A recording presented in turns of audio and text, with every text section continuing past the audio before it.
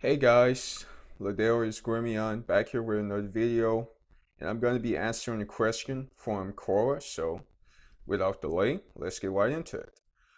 Okay, so this question comes from Cora, and someone wants to know, how does someone determine how they want their life to turn out? How does someone determine how they want their life to turn out? Okay, so let's get right into it. Okay, so everybody's different. Everybody has different goals. Not everybody wants to do the same thing. Especially when we're younger, in our younger days, our goals could be anything. Our parents always ask us, what do we want to be when we grow up? And it could be anything. Maybe you want to be a firefighter. Maybe you want to be an astronaut or police. Our minds go to whatever we admire and find interest in at the time. I know when I was a kid, I always wanted to be an astronaut. I wanted to be out there in space and seeing the world. That's what I thought I wanted to do. But the reality is this: over the years, my interests have changed. My goals have changed. When 5 years, when I was 5 years old, I wanted to be an astronaut. I thought that's how my life would turn out, right? Well, now that I'm older now, I kind of figured I wanted to do something entrepreneurial. So now I'm focused on entrepreneurship. So it's like when we're younger, in our younger days, we often try to find out what we want to do. But the problem is that when you're young, you don't know what you want to do. So it's like, how do you get around this? Because when you're young, you're still taking everything in. You're still processing all the information given to you. You're still learning about what opportunities exist in the first place.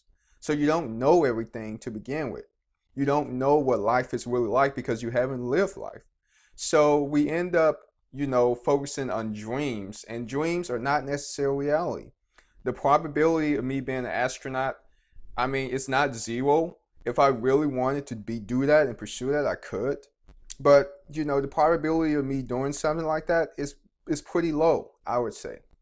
Um, am I saying it can't happen? Sure, it can. But we tend to focus on dreams to the point where we overlook reality. And before we can cease the dream, we have to look at reality. So the first thing we need to do before we start trying to thrive in life and find out how we want our life to turn out, like what we want to be, what's the goal, we need to start focusing on surviving first and experiencing life on our own so that we'll know what we want to do. Like, for example, we should be focused on being as independent at an early age as possible because goals change. They change all the time. Just because you want to be an astronaut at 5 years old, or even at 10 years old, or you want to be a police at 10 years old, it doesn't mean you're going to want to be a police at 18 years old when you're an adult. So when you're an adult, when you reach 18 years of age, you need to be focused on being as independent as possible. Goals do not matter as much as surviving. Thriving is important, but before you can thrive, you have to survive. And the reason why you need to survive on your own and make it on your own and be independent is because with that independence comes freedom to pursue your goals. Another problem is that family members tend to get in the way. Family members have their own goals and their own pursuits. And what happens is family can try to control your life in various ways. And the more freedom you have, the more independence you have where you're able to break away from family and meet your own needs, the more of a chance you have of succeeding. Trust me, I know I was there. I had a vision for my life. I knew what I wanted to do to a degree, but family can get in the way of that because guess what? Every single person in your household has dreams, has goals. Every single person has standards and boundaries. And if their standards and boundaries and goals and their needs conflict with yours, it's going to be a problem. And because they're the parents and because they're the authority of the house, your goals could be slapped on the back. Your goals could be put on hold, basically.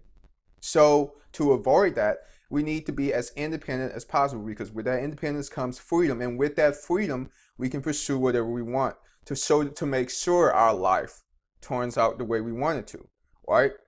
So, Now, am I saying everybody's family is this way? No, I'm not saying everybody's family is this way. I'm saying for the most part, it's a risk. Maybe you get along well with your family to the point where you guys can all agree on one goal and you guys know what you guys want to do and you're all on a team, all right? And you guys are moving towards that direction together. Maybe you can do that. I'm not telling you how to live your life. I'm telling you that if you're trying to be like a Bill Gates or Elon Musk, or you're trying to do something really great with your life, that requires focus. And sometimes with that focus, most of the time, you're going to have to remove distractions from your life. And other people and their goals are distractions because other people are trying to achieve their goals and you're trying to achieve your goals. And if you guys are not thinking about the same things, it's going to cause conflict.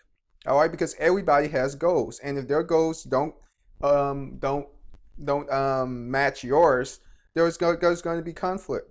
So you need to be focused on being independent because, for for example, if your parents don't like what you're doing, your parents can try to control your life. That's just reality. So step number one: how does someone determine how they want their life to turn out?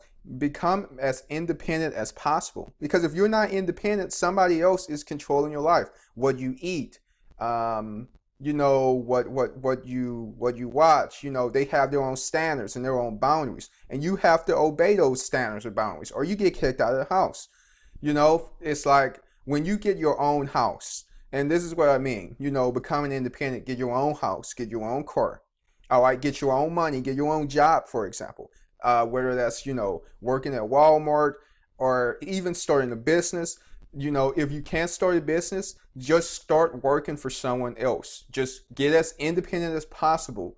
And once you start getting as independent as possible, where you can eat on your own, you can take yourself to the store, go out and party on your own, you have all this stuff to do on your own, basically.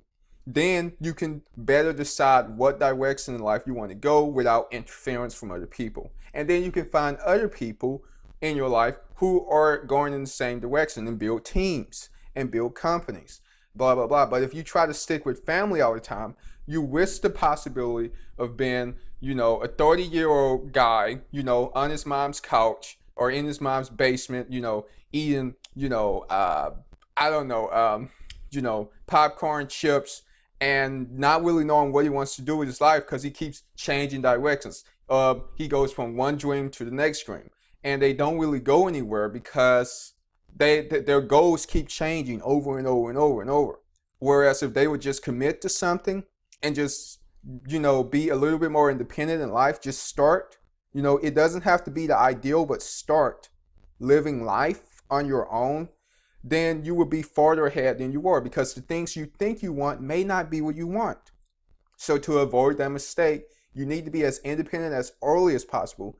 All right, put in the pain of meeting your own needs so that you will actually know what you want. Because by that point, you will know for sure, once you've experienced life on your own, where you want to go. Now, am I saying this is like set in stone? No. Maybe you come from a rich family and maybe they have resources like that, so where it's not that big of a deal. But for most people, you want to pay attention to this because everybody has needs. Everybody has standards. Everybody has boundaries. Everybody has goals, including your parents. And your parents, they have the authority in the house. So if they have the authority in the house, they really control the standards. They really control the boundaries, and they control the goals. Ultimately, it's their goals over yours. And because they meet your needs, they have the power to do that. They have the power to control the standards and the boundaries and the goals of the house. This is the reality of the situation. So when you move from under someone's roof, when you move from under your parents' roof, you become a master, for example. You become your own master, and then you have your own standards and your own boundaries. And when I say standards and boundaries, I mean, what do you stand for? What do you value? What's your belief system? What are you trying to achieve in life? Like your goals. What are your personal needs, for example? That could be anything like sex, for example. What if you can't have sex in your parents' house? That's the thing. If you had your own house, you could have sex. That's just an example. It's like different things like that. When you become independent, all these opportunities, they start to open up to you. So how does someone determine how they want their life to turn out? By being as independent from others as possible early on. So when 18 hits, and this is what I'll do, I will push my kids. I'm not going to force them to do things, but I will make it known to them that if they want to be successful in life, they need to start being as independent as early. I'm going to push them to be as independent as early on as possible, because I know with that independence comes freedom, and I'm not going to try to control their life. If they want to be successful, they need to be independent on their own, doing it on their own at an early age. You look at animals in the wild. Animals in the wild, they have masters, which is parents, but their parents aren't masters forever. Eventually, the masters train the students, the apprentices for a while. They train their children, and then they release them, and they become masters themselves, right? But we, as human beings, do something a little bit different. We tend to have trouble letting go, and because we have trouble letting go, it ends up being our detriment because we don't progress in life. You have to become a master at some point in life, and you have to let go of what you once knew. You have to let go of your masters and become a master yourself. And to do that, you become as independent, get your own place, your own house, your own car, your own transportation, your own job, your own business, your own source of income. And then with that, you can pursue whatever you want without interference. And make sure you have good roommates, because roommates, if you have a bad roommate, if you're going to live, I live by myself. I don't even have roommates for that reason. But if you're going to have a roommate, make sure the roommate is someone who is trying to go where you're trying to go, someone who's on board with your vision, right? And someone who's going to help you and not be a detriment to what you're trying to do. Because again, everybody has goals, and if their goals don't align with yours, that could be a problem. So I hope this answers your question. If you want better control over your life, it's to be independent. With independence comes freedom. And then with that, you have a better capacity to be able to control how your life goes. All right. So hopefully that answers your question. Be as independent as possible, because with that freedom comes the ability to control your life better. So I hope you guys got some value out of this, and I will see you guys in a later video. Take care. Oh, be sure to subscribe, because comment, share this with people, because if you guys like this content, I'm going to be putting more stuff out here like this. So yeah, see you.